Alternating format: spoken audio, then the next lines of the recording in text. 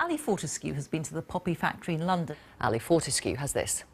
Ali Fortescue reports. What is the situation with regards to that? Yeah, it's a really interesting one. I mean, it's a careful balance between patient confidentiality and what's in the wider public interest. So in extreme circumstances, GPs and optometrists can let the DVLA know if they think someone's eyesight is so bad that they shouldn't be on the roads. They're putting the public in danger. Temperature here is just below freezing in York, but what's making it feel much colder is this severe wind chill coming in from the east. I really wouldn't recommend going out this evening if you don't have to. Yes, Riz, well, Joyce Moussakeri appeared by video link here today. She showed very little emotion as that 4.5-year sentence was handed down. And sentencing her, the judge said she'd shown a lack of remorse. There have been no announcements on the transfer of any major powers here since you took over from George Osborne. I mean, it's a bit of a change of tune from a chancellor that seemed to have forgotten about the Northern Powerhouse. Welcome to Bradford West. Now, you might remember back in 2015, Labour won this seat off the Respect Party. The then MP, George Galloway, lost his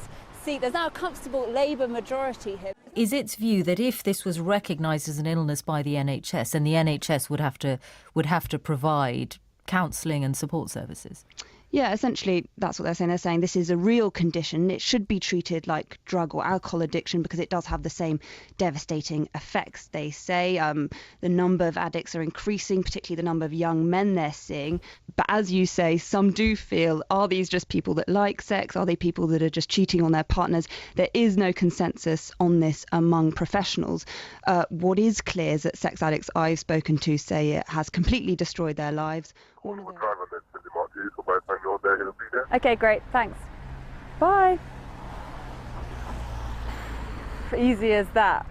What interests me is that they said they were going to send one of their drivers to me, so clearly they've got more than one driver, who knows how many.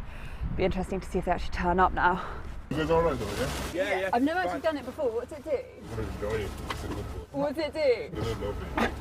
Wait, so what? Try it and then get back to me because you're going to love it. I promise you're going to love it. What? Is it going to make me feel good? Well, it just gives you like 30 seconds to a minute. How long is that? Really? Do you do anything else, by the way? Everything. So the card, give the call on me. Okay. What, do you do like coke and stuff? Everything. Really move that, Jane. On duty, these people are meant to be caring for some of the most vulnerable in society. Swearing, drinking and stripping in a boarding house for disabled young people. And here, a carer, filmed by a colleague, dances naked around a deaf and blind young man. The council say it's likely this wasn't a one-off. It's something his mother can't bring herself to watch. I just couldn't believe it. I couldn't believe that that organisation could allow this to happen.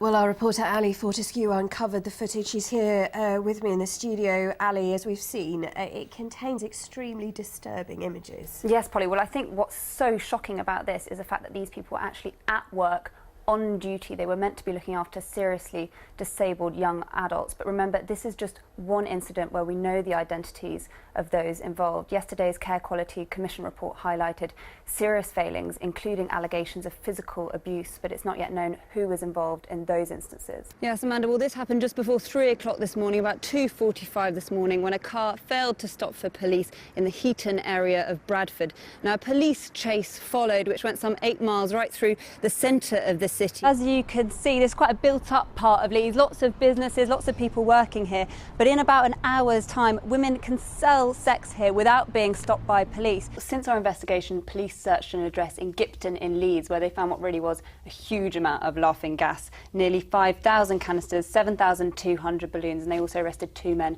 both in their 20s, on suspicion of possessing nitrous oxide with intent to supply. Yeah, absolutely, Amy. Well, many say this is the most important moment in that period poverty campaign so far. And since Tina got to London, she's spoken to several MPs. Those meetings went well. This is really the main event here this evening. You can see just how many people are here. Everyone here, of course, for the same reason. Everyone here in solidarity with victims of period poverty. Now, Tina's just fresh off stage. How has everything gone today? It's gone amazing. And who knows, we may have the next Jess Ennis in our midst. Yay! Ali Fortescue, BBC North, Sheffield.